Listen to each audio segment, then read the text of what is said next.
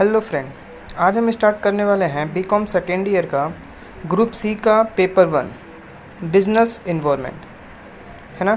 Business environment का आज हम एमसीक्यू क्वेश्चन करेंगे। तो इसी में हमारा जो फर्स्ट क्वेश्चन है वो कह रहा है समाज और व्यवसाय का मुख्य उद्देश्य क्या है। समाज और व्यवसाय का मुख्य उद्देश्य क्या है। ऑप्शन ए है आर्थिक और सामाजिक उद्देश्य, ऑप्शन बी है सांस्कृतिक उद्देश्य, ऑप्शन सी है तकनीकी उद्देश्य, ऑप्शन डी है गैर उद्देश्य। तो ये 3 ऑप्शन दिए हुए हैं कि समाज और व्यवसाय का मुख्य उद्देश्य क्या है। तो इसमें सबसे फर्स्ट ऑप्शन सही है हमारा आर्थिक और सामाजिक उद्देश्य। हर व्यवसाय का उसका आर्थिक उद्देश्य यानी लाभ कमाना है और सामाजिक उद्देश्य यानी समाज को बेनिफिट पहुंचाना भी होता है। ठीक है। The main objective of society and business is economic and social objectives. आते हैं सेकंड क्वेश्चन पे। सेकंड क्वेश्चन है आज का व्यवसाय किसके द्वारा विशेषता नहीं है। कौन सा विशेषता नहीं है आज के व्यवसाय का। ऑप्शन ए है विविधीकरण, बी है नुकसान, सी है लड़ाई और ऑप्शन डी है संघर्ष। तो इसका सही आंसर होगा विविधीकरण। आज के व्यवसाय में डाइवर्सिफिकेशन विविधीकरण नहीं है। ठीक है, आज के व्यवसाय में विविधीकरण नहीं है। Today's business is not characterised by क्या डाइवर्सिफिकेशन। ठीक है, इसका सही आंसर है ऑप्शन ए। ठीक है, आते हैं अब हम नेक्स्ट क्वेश्चन पे। Question number 3। क्वेश्चन 3 पे आते हैं हम।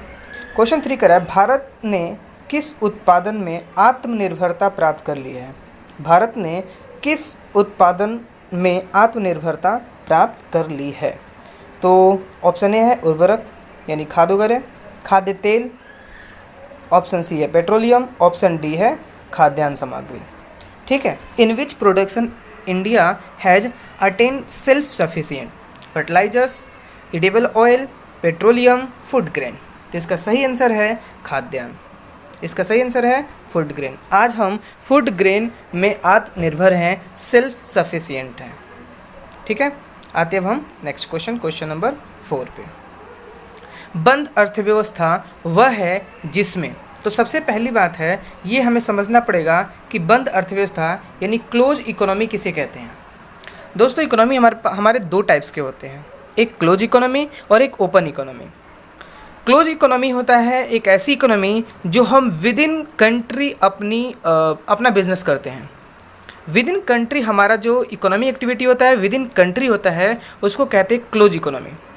और एक ओपन इकोनॉमी होता है, ओपन इकोनॉमी में हम अपनी कंट्री में तो करते हैं, अदर कंट्री से भी बिजनेस करते हैं, अदर कंट्री से भी हमारी इकोनॉमी एक्टिविटी होती रहती है। तो इकोनॉमिक्स हमारे 2 टाइप्स के होते हैं, एक बंद और एक ओपन यानी खुली अर्थव्यवस्था और बंद अर्थव्यवस्था। तो बंद अर्थव्यवस्था विद इन कंट्री की बात होती है, विद इन कंट्री की बात होती है। तो अब इसमें कौन सा ऑप्शन सही होगा हम पढ़ते हैं। ऑप्शन ए है केवल निर्यात होता है। तो निर्यात का मतलब होता है हम दूसरे को सामान बेच रहे हैं, किसी दूसरी कंट्री को गुड्स सेल कर रहे हैं। ये तो होगा नहीं क्योंकि बंद अर्थव्यवस्था विद इन कंट्री होगा।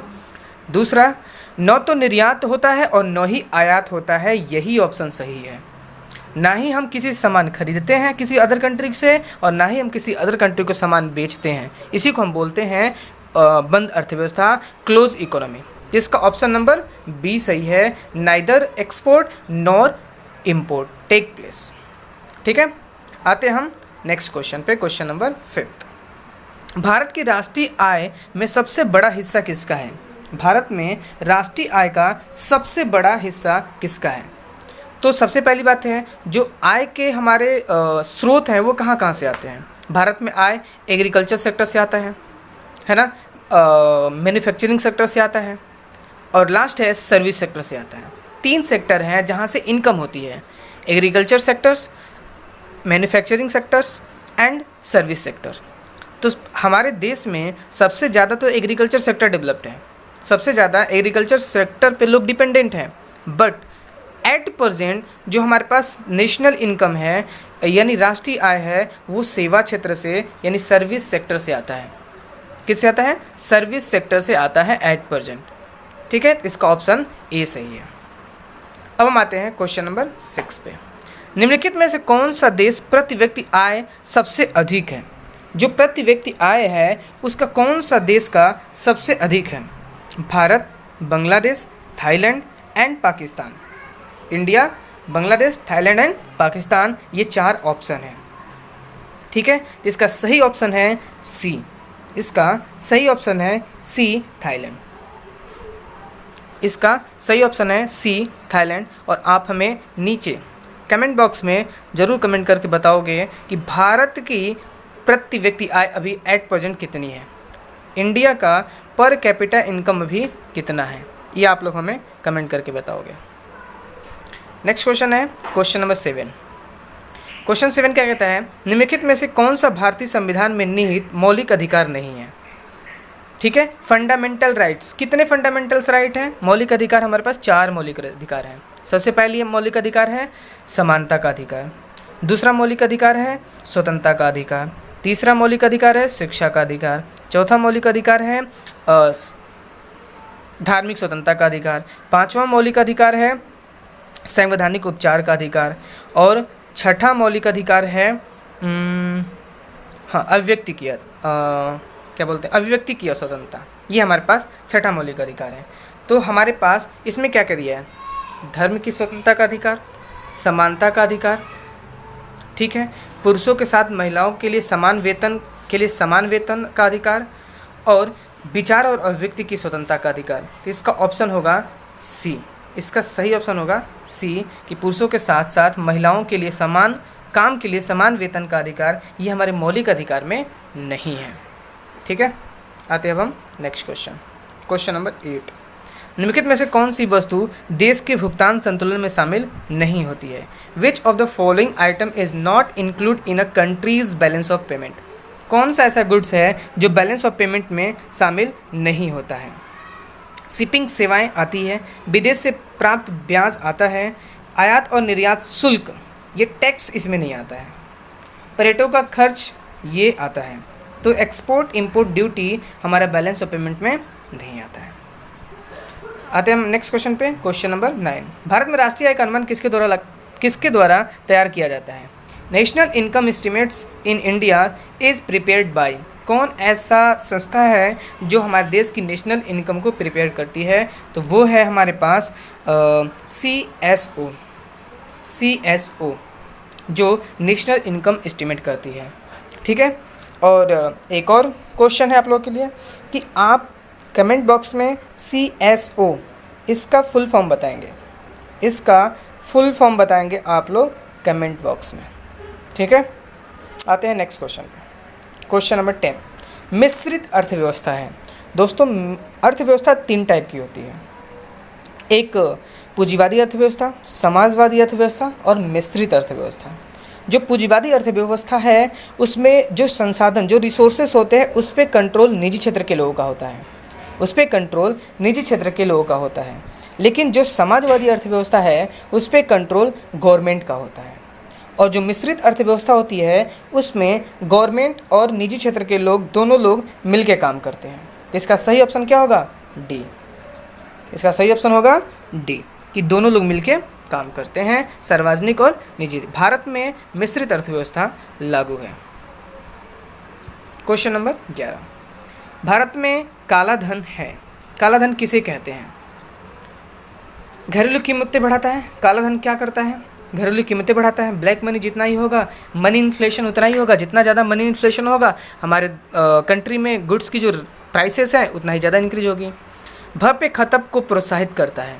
इनकरेज और लेविस कंजम्पशन। राजकोष को राजस्व की हानि होती है, ये भी होता है। तो जो हमारे पास ब्लैक मनी है वो उपरोक्त सभी को प्रभावित करता है, यानी ब्लैक मनी इन तीनों को प्रभावित करता है। ठीक है, तो इसका सही ऑप्शन है डी। अब हम आते हैं क्वेश्चन नंबर 12 पे। Question number 12। समाज और व्यापार का मुख्य उद्देश्य क्या है? समाज और व्यापार का मुख्य उद्देश्य क्या है? ये तो I think copy paste question हो गया।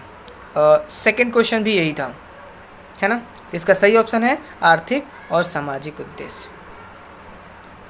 आते हैं हम क्वेश्चन नंबर 13 पे। प्रतिस्पर्धा करने वाली फर्मों के लिए प्रतिस्पर्धा फायदेमंद होने के अलावा क्या होता है? Competition is beneficial to competing firm besides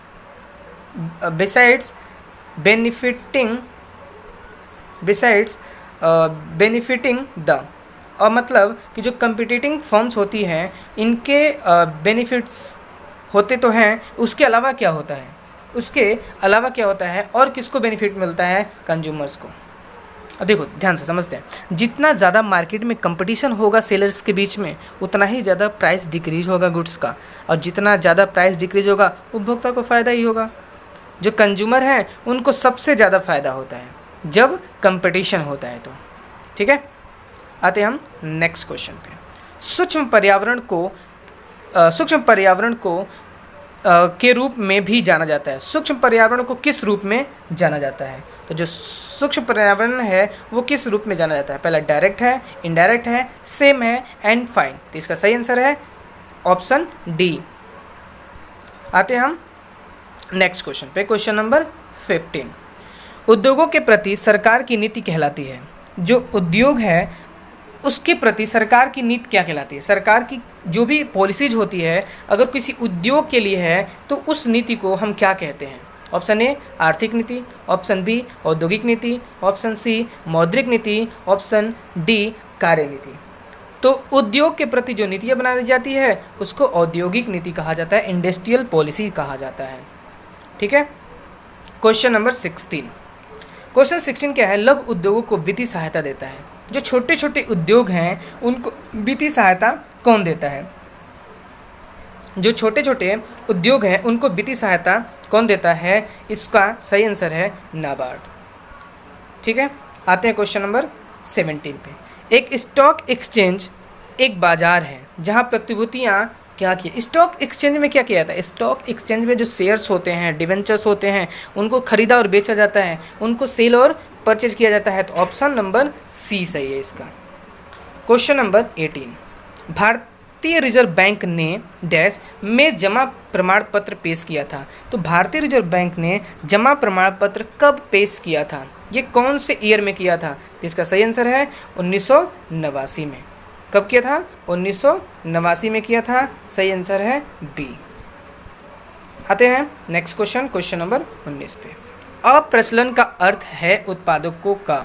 सबसे पहली बात है अप्रचलन का मतलब क्या होता है? अप्रचलन का मतलब होता है कि ऐसे गुड्स, ऐसी एसेट्स जो अब यूज के लायक नहीं है, जिसको हम उपयोग अब नहीं कर सकते, जिसका उपयोग अब हम नहीं कर सकते, वैसे एसेट्स को बोलते हैं अप्रचलन। ठीक है, तो इसमें ऑप्शन क्या दिया है? कार्यान्वयन करना, पुराना हो जाना, आकलन करना, उपरोक्त में से कोई नहीं। तो जो अप्रचलन होता है उसका पुराना यानी आउटडेटेड गुड्स बोलते हैं, जिसको अब हम यूज नहीं करते हैं। इसका ऑप्शन नंबर बी सही है। Question number 20। लाभ कमाना किसी भी व्यावसायिक उद्यम का, कोई भी व्यावसायिक उद्यम है उसका लाभ कमाना क्या है? प्राइमरी सोर्स है, प्राइमरी लक्ष्य, प्राथमिक लक्ष्य यही है किसी व्यवसाय का कि उसको थोड़ा बहुत लाभ हो जाए, प्रॉफिट हो जाए।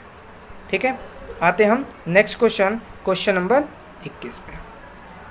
निम्नलिखित में कौन सा व्यवसाय के कारोबारी माहौल का हिस्सा नहीं है?